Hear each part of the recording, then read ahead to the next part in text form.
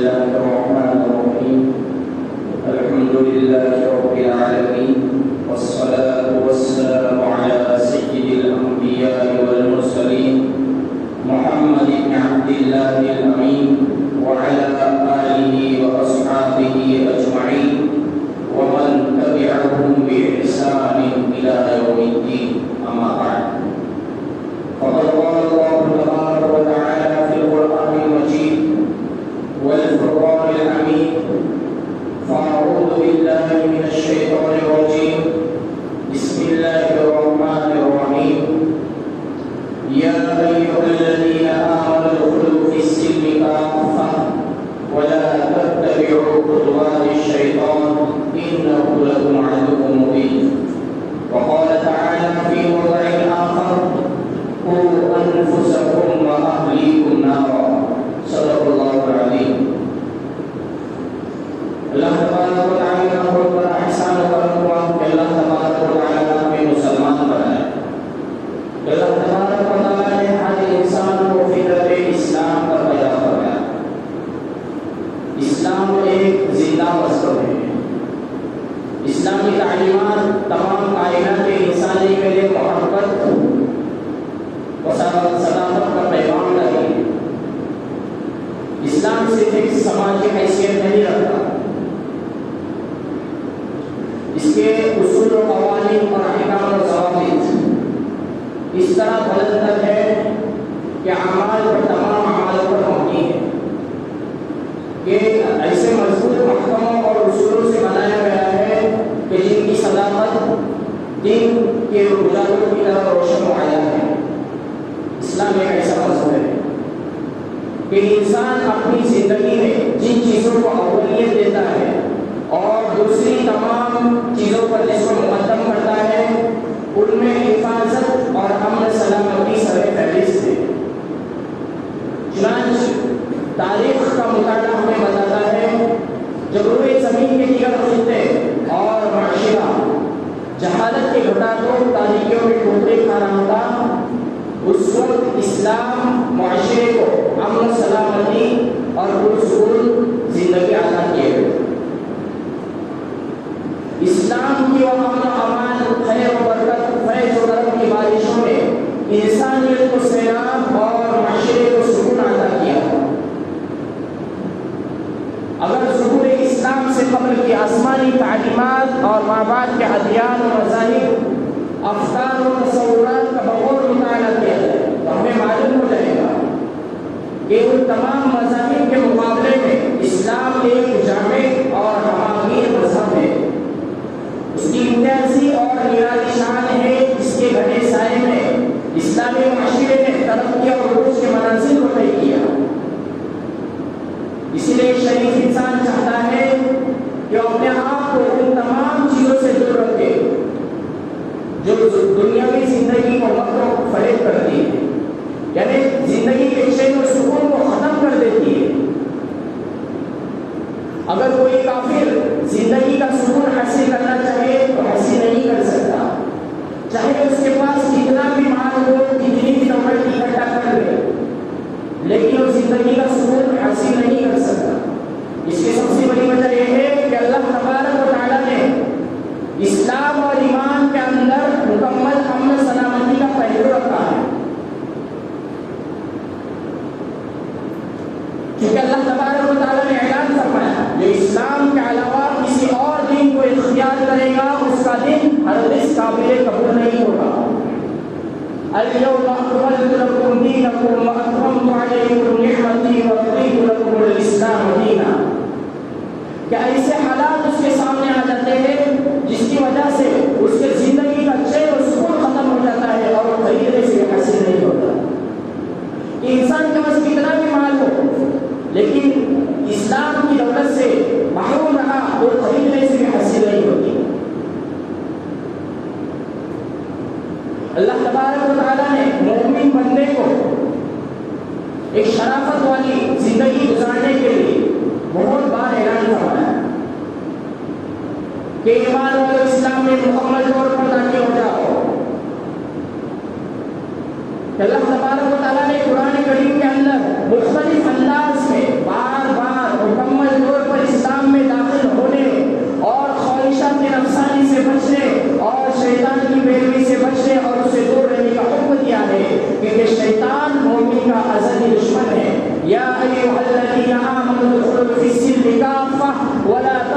وَاتَّبِعُوا خُطُوَاتِ الشَّيْطَانِ إِنَّهُ لَكُمْ عَدُوٌّ مُّبِينٌ۔ شیطان مومن کا ازلی دشمن ہے۔ اسلام پیار و محبت کا پیغام لایا ہے۔ رسول اللہ صلی اللہ علیہ وسلم نے فرمایا یا ایھا الناس انی رسول اللہ الیکم جمیعا، اے لوگوں میں تمہاری طرف ایک رسول بنا کر بھیجا گیا ہوں۔ آگے اللہ تبارک و تعالیٰ کلام مجید کے اندر فرماتے ہیں واعتصموا بحبل اللہ جمیعا ولا تفرقوا، کہ اللہ کی رسی کو مضبوطی کے ساتھ تھام لو۔ لیکن آج ہمارا حال کیا ہے؟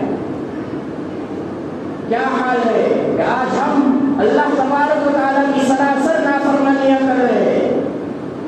اللہ تبارک و تعالیٰ نے ابھی تک ہمیں موقع دیا ہے، چھوٹ دیے۔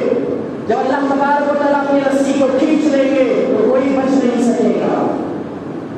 اسی لیے حضرت موسیٰ علیہ السلام نے اللہ تبارک و تعالیٰ سے پوچھا یا اللہ آپ کے ناراض ہونے کی کیا نشانی ہے؟ اور اللہ تبارک و تعالیٰ نے کیا فرمایا اے موسیٰ جب تو دیکھے بغیر موسم کے بارش ہو جائے اور حکومت بیوقوفوں کے ہاتھ میں چلی جائے اور دولت بخیلوں کے ہاتھ میں چلی جائے، سب سے بڑی اللہ تبارک و تعالیٰ کی ناراضگی کی علامت ہے۔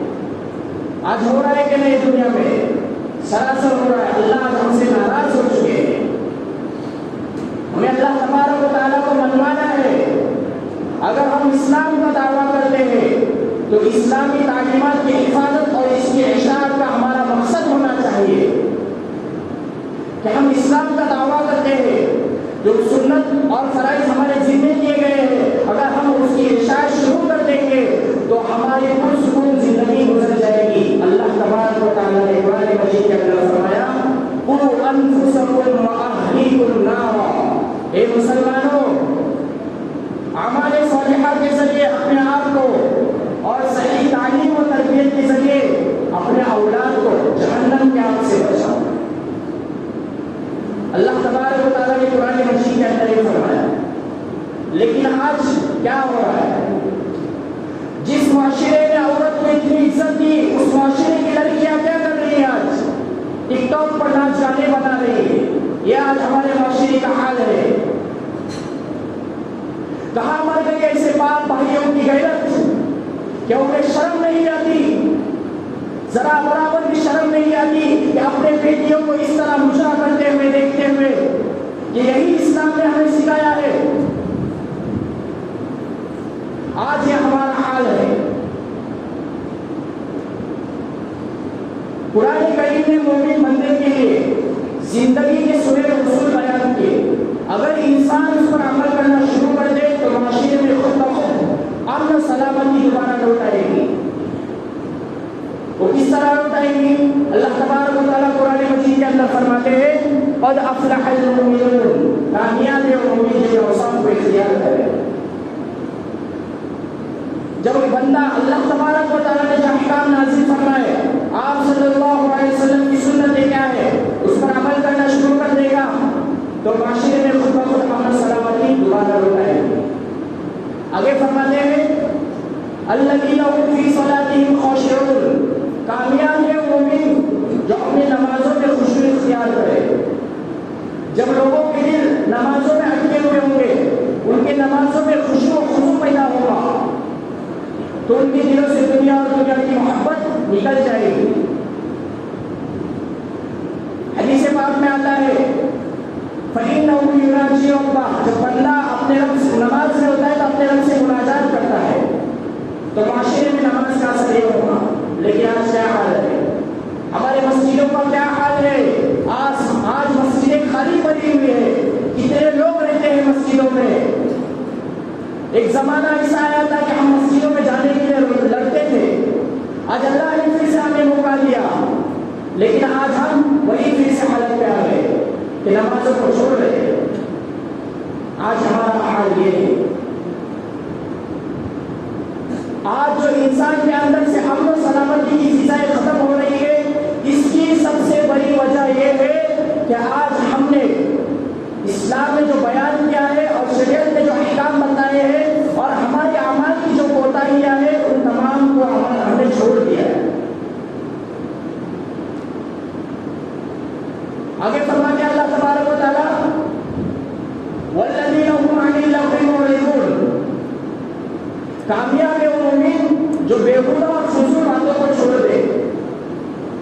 جب انسان معاشرے میں جو خرابیاں پھیلی ہے، جھوٹ، غیبت، چغلیاں آج عام ہو رہی ہے۔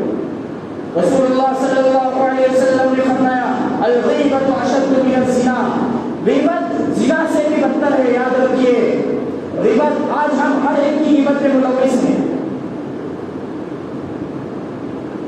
آپ صلی اللہ علیہ وسلم کا فرمان ہے الغیبۃ اشد من الزنا، کہ غیبت زنا سے بھی بدتر ہے، آج ہم اس میں ملوث ہو چکے ہیں۔ جب ان تمام معاملات میں ہم صحیح درستگی عطا کریں گے تو معاشرہ خود بخود معاشرے سے جھگڑے فسادات یہ سب ختم ہو جائیں گے، اگر ہم اس آیت کریمہ پر عمل شروع کر دیں۔ والذین هم للزکاة فاعلون، کامیاب ہے وہ مومن جو اپنے مالوں سے زکات ادا کرتے ہیں۔ یعنی اللہ تبارک و تعالیٰ نے جس کو مال دیا ہے اور جن کو مال نہیں دیا وہ زکات کے مستحق ہے، تو اگر تاجر لوگ اپنے مالوں کی زکات ان لوگوں کو دیں گے تو معاشرے سے غربت مسکنت ختم ہو جائے گی۔ اس لیے کہ جو چوری ڈکیتی ہوتی ہے کہ انسان اپنے پیٹ کے لیے نہیں کرتا ہے، کہ اگر آخرکار اسے کچھ نہ ملے تو آخر میں چوری کر لیتا ہے۔ اگر سال کے اختتام پر برابر زکات ادا کر دی جائے تو یہ سب وارداتیں ختم ہو جائیں گی۔